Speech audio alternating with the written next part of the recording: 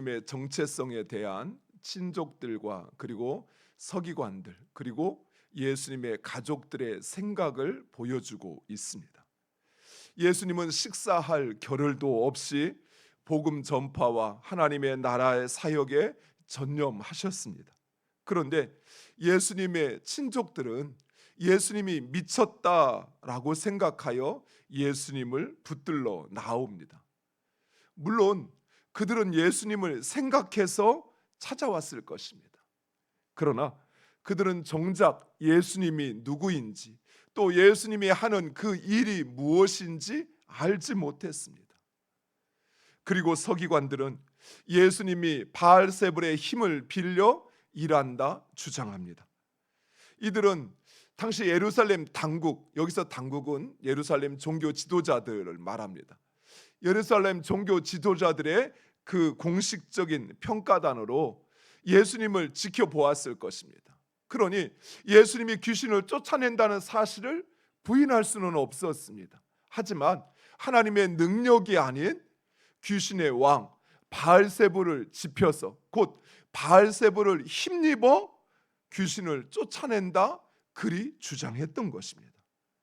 이들 역시 예수님이 하나님의 아들이시요 그리스도이실 뿐만 아니라 바로 그들이 그토록 생명처럼 여기는 그 율법의 완성이라는 사실을 깨닫지도 그리고 인정하지도 못했습니다.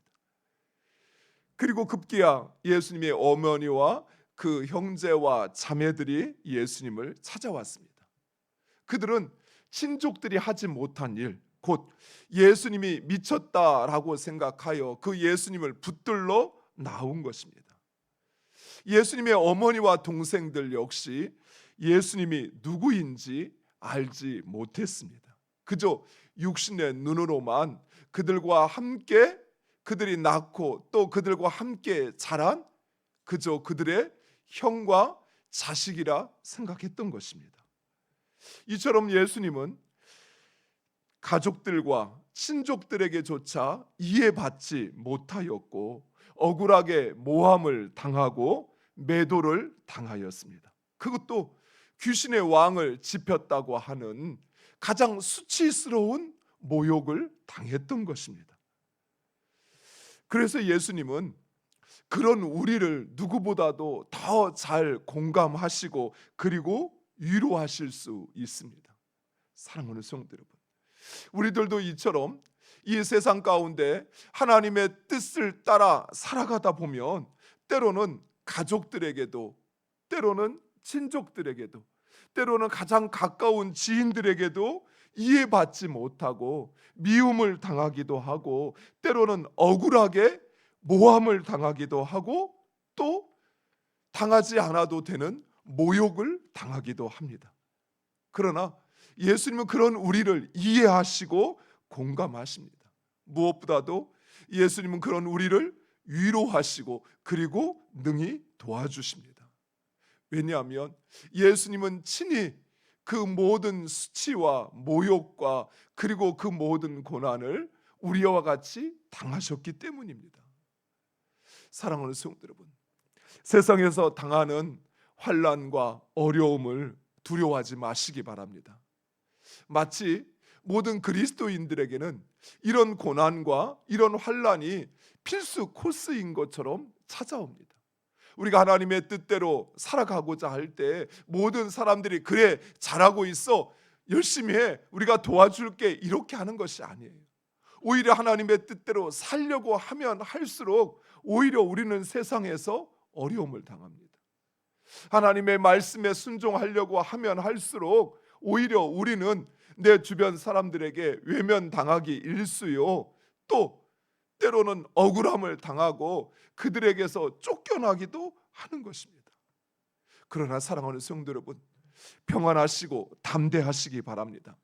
우리 주님께서 이기시고 부활하신 것처럼 우리들도 반드시 그 모든 상황 속에서 승리하고 영광을 얻게 될 것입니다. 또한 이 사건은 우리에게 너무나도 중요한 메시지를 전해주고 있습니다. 앞서 예수님은 예수님과 함께할 12 제자를 소개하면서 그들과 친밀한 교제를 나누었습니다. 그들의 이름을 바꾸어 주기도 하시고 또 그들을 부르시기 위해서 몇 번 찾아가 그들을 주의 제자로 삼으신 것입니다. 비록 그들은 어부였고 세리였고 또 어떤 이는 도망자였습니다. 그들은 죄인들이었습니다. 그러나 또한 그들은 예수님과 아무런 혈통 관계에 있어서 아무런 관계가 없는 자들이었습니다. 하지만 예수님은 그들을 형제요, 자매요, 그리고 가족으로 여기셨던 것입니다. 반면에 오늘 말씀에 보면 예수님의 어머니와 그 동생들이 찾아왔지만 예수님은 그들을 오히려 냉대하시며 이렇게 말씀하십니다. 오늘 본문 35절 말씀 우리 한 번 더 읽겠습니다. 35절 누구든지 하나님의 뜻대로 행하는 자가 내 형제요 자매요 어머니니라. 아멘. 예수님은 특별히 여기서 누구든지라는 말을 강조합니다. 그렇습니다. 누구든지 혈통과 관계없이 누구든지 그 사람의 지역과 출신과 관계없이 누구든지 그 사람과의 인연과 또는 그 모든 것과 관계없이 오직 예수 그리스도를 믿고 또 그분의 뜻에 따라 사는 이들이 곧 하나님 나라 백성이요 그리고 가족이라는 것입니다. 사랑하는 성도 여러분, 우리의 신앙생활 가운데 하나님께서 우리를 부르시어 우리로 이루고자 하시는 교회의 가장 완성된 모습이 어떤 모습일까요? 그저 많은 사람들이 모여서 그들이 내는 헌금으로 큰 일을 하면 그 교회가 하나님이 원하시는 기뻐하시는 교회일까요? 하나님께서 교회를 세우시고 또 교회를 통하여 기뻐하시는 것은 그 교회가 예수 그리스도 안에서 한 가족, 한 형제를 이루는 것입니다. 하나님께서 진정 우리에게 원하시는 것, 그것은 하나님을 나의 주로, 나의 아버지로 고백하는 우리 모두가 하나님의 나라의 백성이요 가족이라는 사실을 우리가 깨닫고 그리고 그 가족으로 하나님 나라 백성으로 살아가는 것입니다. 그렇다면 그러한 우리들에게 가장 문제가 되는 게 무엇일까요? 그것은 바로 우리 개인적인 혈통과 친분의 관계입니다. 왜냐하면 사람들은 팔은 안으로 굽는다라는 말처럼 그 혈통과 그리고 자신과의 그 관계에 따라 바라보는 관점이 달라집니다. 그렇죠. 나하고 친한 사람은 또 내 자식은 아무리 큰 잘못을 해도 결코 버릴 수 없어요. 외면할 수 없어요. 왜요? 내 자식이니까요. 왜요? 그 사람은 나에게 너무나도 소중하니까요. 그런데 그 밖에 있다고 생각하는 사람, 나와 상관이 없고 또 때로는 나와 그런 어떤 혈통적인 관계나 또는 나와 친밀하지 않은 사람에 대해서는 우리는 그가 무슨 일을 당하든 별 관심이 없습니다. 오히려 그가 환난을 당하여서 힘들어할지라도 그저 그런갑다라고 생각할 뿐이지 진정 내 형제가, 내 부모가, 내 자녀가 아프고 또 힘들어하는 것처럼 그렇게 살피지 않아요. 왜 그럴까요? 우리의 가치가 하나님의 나라의 가치와 질서가 아닌 이 세상의 가치와 질서에 사로잡혀 있기 때문에 그래요. 스스로 하나님의 백성이라 말하지만 세상의 가치를 따라 살아가기에 나와 친하지 않은 사람, 나와 혈통적인 관계가 없는 사람은 남처럼 나와 상관이 없는 것처럼 여긴다는 것입니다. 그래서 우리가 하나님의 백성으로 우리가 하나님의 자녀로 살아가는 데 있어서 가장 큰 걸림돌이 되는 것은 바로 이것이에요.